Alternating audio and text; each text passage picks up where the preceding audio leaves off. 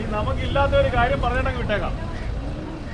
ഈ നമുക്കൊന്നും ഇല്ലാത്തൊരു കാര്യം എന്താ പറയുക, ഒരു കാര്യം ചെയ്യരുതെന്ന് പറഞ്ഞാൽ അത് ചെയ്യും. അതെല്ലാവർക്കും ഉള്ളതാണ്. ചെയ്യരുതെന്ന് പറഞ്ഞാൽ ചെയ്യുക അല്ലേ. നമ്മളെ എല്ലാ കാര്യങ്ങളും ലംഘിക്കാനാണ് എല്ലാവർക്കും താല്പര്യം. നിയമങ്ങൾ അനുസരിക്കാൻ ആർക്കും ബാധകമല്ല, പക്ഷെ എല്ലാവർക്കും ലംഘിക്കാനാണ്. ഇത് ഒരൊറ്റ കാര്യം ഇവിടെ നോക്കിയിട്ട് നിങ്ങൾ ഇവിടെ ഇതൊന്നും നോക്കിയേ, ഇതും കൂടെ ഒന്ന് ശ്രദ്ധിച്ചോ. ഉറക്കെ കാണരുത്. ഈ നമ്പർ ആരെങ്കിലും കണ്ടിട്ടുണ്ടോ? എല്ലാവരും ഇവിടെ നോക്കിയേ. ഈ നമ്പർ ആരെങ്കിലും ശ്രദ്ധിച്ചിട്ടുണ്ടോ? വേളം വെക്കുന്നതിൽ ഒന്ന് കേക്ക്.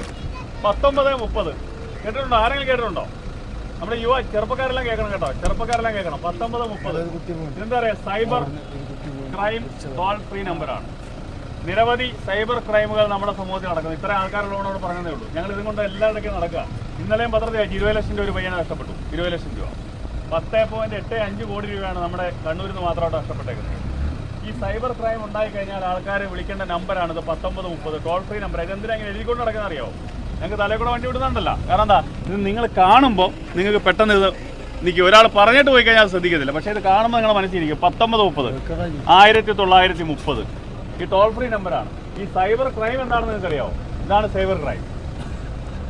ചുരുക്കി പറഞ്ഞാൽ നിങ്ങൾ ചെയ്യുന്ന എല്ലാ ക്രൈമും എല്ലാ പ്രവൃത്തികളും സൈബർ ക്രൈമിൽ നിങ്ങളുടെ പൈസ നഷ്ടപ്പെടാനുള്ള പരിപാടി ചെയ്തുകൊണ്ടിരിക്കുക ആൾക്കാർ. ഒന്നാമത് നിങ്ങൾ ശ്രദ്ധിക്കുക, നിങ്ങളുടെ ആധാറും പാൻ കാർഡും ബാങ്കിൽ ലിങ്ക് ചെയ്യണമെന്ന് പറഞ്ഞ് മെസ്സേജ് വരും. വന്നിട്ടുണ്ടോ? എല്ലാവരും ഉണ്ടെങ്കിൽ ഉണ്ടെന്ന് പറയണം. ഉണ്ടോ? ഉണ്ട്. അപ്പം നിങ്ങൾ എന്ത് ചെയ്യും?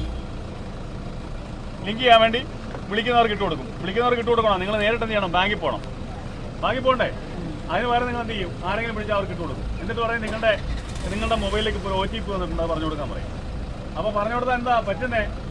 നിങ്ങളുടെ അക്കൗണ്ടിലുള്ള പൈസ അല്ല ആൾക്കാർ അടിച്ചുകൊണ്ട് പോകും. എന്നുവെച്ചാൽ ചുരുക്കി പറഞ്ഞാൽ നിങ്ങളുടെ ആധാറും പാൻ കാർഡും ലിങ്ക് ചെയ്യണമെന്ന് പറഞ്ഞ് എന്തെങ്കിലും ഒരു മെസ്സേജ് വരികയോ അല്ലെങ്കിൽ ആരെങ്കിലും വിളിക്കുകയോ ചെയ്താൽ ഒരു കാരണവശാലും നിങ്ങൾ അതിനോട് റെസ്പോണ്ട് ചെയ്യാൻ പോകരുത്. അങ്ങനെ ഉണ്ടെങ്കിൽ നിങ്ങൾ നേരിട്ട് എന്ത് ചെയ്യണം? ബാങ്കിൽ പോകണം. രണ്ടാമത്തെ ഒരു സംഭവമാണ് ഈ സിം. ചെറുപ്പക്കാർക്കെല്ലാം അറിയാം, നിങ്ങളുടെ എല്ലാ സിം ഈ സിം ആക്കി തരാമെന്ന് പറഞ്ഞ് വിളിക്കുന്നുണ്ട് അല്ലേ? വിളിക്കുന്നുണ്ട് ആരെങ്കിലും? ഉണ്ട്, വിളിക്കുന്നുണ്ട്. എല്ലാവർക്കും ഈ സിം ആക്കി തരാമെന്ന് പറഞ്ഞ് വിളിക്കുന്നു. ഈ സിം ആക്കിയാലുള്ള കുഴപ്പം എന്താണ്? നല്ല ക്ലാരിറ്റി കിട്ടുമെന്ന് പറഞ്ഞ ആൾക്കാർ വിളിക്കുന്നത്. അപ്പോൾ എന്ത് ചെയ്യണം? ഈ സിം ആക്കണമെങ്കിൽ നിങ്ങളുടെ മൊബൈലിലേക്ക് ഇപ്പോൾ ഒരു OTP വരും. ആ OTP വന്ന് പറഞ്ഞു കൊടുക്കണം. അപ്പോൾ പറഞ്ഞു കൊടുത്താലോ ഈ സിം ആക്കുന്നതിന് വേണ്ടി നിങ്ങളുടെ മൊബൈലിലേക്ക് ഒരു OTP വരും. അത് പറഞ്ഞു കൊടുത്താൽ നിങ്ങളുടെ അക്കൗണ്ട് ഡീറ്റെയിൽസ് മൊത്തം ആരാണോ ചോദിക്കുന്ന അയാൾക്ക്, എന്നുവെച്ചാൽ നിങ്ങളുടെ അക്കൗണ്ട് ഡീറ്റെയിൽസ് ഒരു കാരണവശാലും പറഞ്ഞു കൊടുക്കരുത്. ലോൺ ആപ്പ് ഇവിടെ നിൽക്കുന്ന എല്ലാവർക്കും ഫേസ്ബുക്കും വാട്സാപ്പും ഇൻസ്റ്റാഗ്രാമും ഉണ്ട്. ഇല്ലാത്തവരുണ്ടെങ്കിൽ കൊച്ചു പിള്ളേർ മാത്രമാണ് ഇല്ല അല്ലേ? ഈ വാട്സാപ്പ് ഫേസ്ബുക്കും പിന്നെ ഇൻസ്റ്റാഗ്രാമിനും നിങ്ങൾക്ക് ധാരാളം ലോൺ തരാമെന്നും പറഞ്ഞ് മെസ്സേജ് വരുന്നുണ്ടോ? കണ്ട ആരെങ്കിലും ഉണ്ടോ?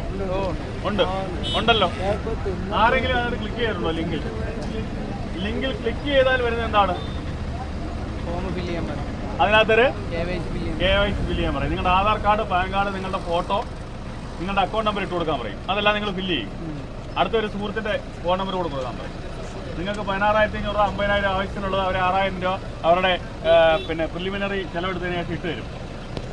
അടുത്ത കൃത്യം 6-ാം ദിവസമാകുമ്പോൾ പൈസ ഇട്ട് കൊടുക്കാൻ പറയും. ഇട്ട് കൊടുത്തില്ലെങ്കിൽ ചെയ്യുന്നത് എന്താണ്?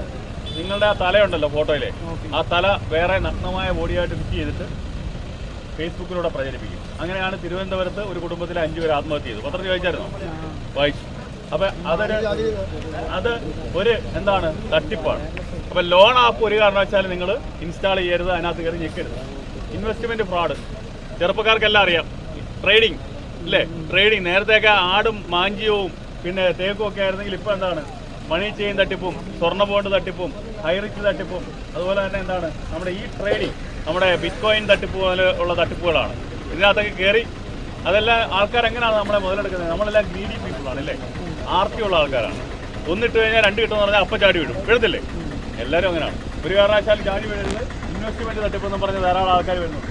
അടുത്താണ് പാൻ കാർഡ്. നമ്മുടെ പാൻ കാർഡ് ഇഷ്യൂ ഉണ്ടെന്ന് പറഞ്ഞ ആൾക്കാർ വിളിച്ചു കഴിഞ്ഞാൽ ഒരു കാരണവശാലും ചെയ്യരുത്. കാരണം എന്താ? ആധാറും പാൻ കാർഡും നിങ്ങളുടെ ഉണ്ടെങ്കിൽ എനിക്ക് എന്തൊക്കെ അറിയാൻ പറ്റും? നിങ്ങളുടെ എവിടെയൊക്കെ അക്കൗണ്ട് ഉണ്ട്, ഏതൊക്കെ ബാങ്കിൽ അക്കൗണ്ട് ഉണ്ട്, എവിടെയൊക്കെ സ്വത്തുണ്ടെന്നുള്ള കാര്യം അറിയാൻ പറ്റും. ഒരു കാരണവശാലും കൊടുക്കും. അടുത്താണ് ഐഡൻറ്റിറ്റി. നമ്മുടെ ഐഡൻറ്റിറ്റി എന്തോ? ഈ പറഞ്ഞ കാര്യങ്ങളൊക്കെയാണ്. ആധാറും പാൻ കാർഡും ലൈസൻസും പാസ്പോർട്ടും എല്ലാം നമ്മുടെ ഐഡൻറ്റിറ്റിയാണ്. നമ്മുടെ ഐഡൻറ്റിറ്റി വേറെ കാഴ്ചവെക്കാൻ നമ്മൾ പറ്റുമോ?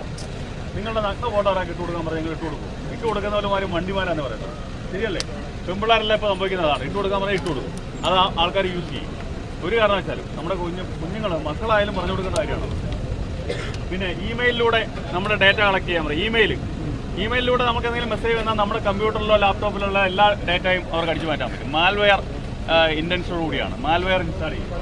പിന്നെ ഫിഷിംഗ്, അത് കമ്പ്യൂട്ടർ ഉപയോഗിക്കുന്നറിയാം. ഫിഷിംഗ് ലാപ്ടോപ്പും കമ്പ്യൂട്ടറും മെസ്സേജുകളിലൂടെയോ കമ്മ്യൂണിക്കേഷനിലൂടെയോ നമ്മുടെ കംപ്ലീറ്റ് ബയോഡാറ്റ അടിച്ചുകൊണ്ട് പോകുന്നതാണ് ഫിഷിംഗ് എന്ന് പറയുന്നത്.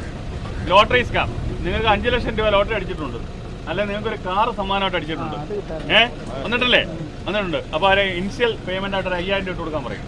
ഇട്ട് കൊടുത്താൽ എന്താണ്, ഉജ്ജ്വലമായി പോകും അല്ലേ, നമ്മുടെ പൈസ പോകും.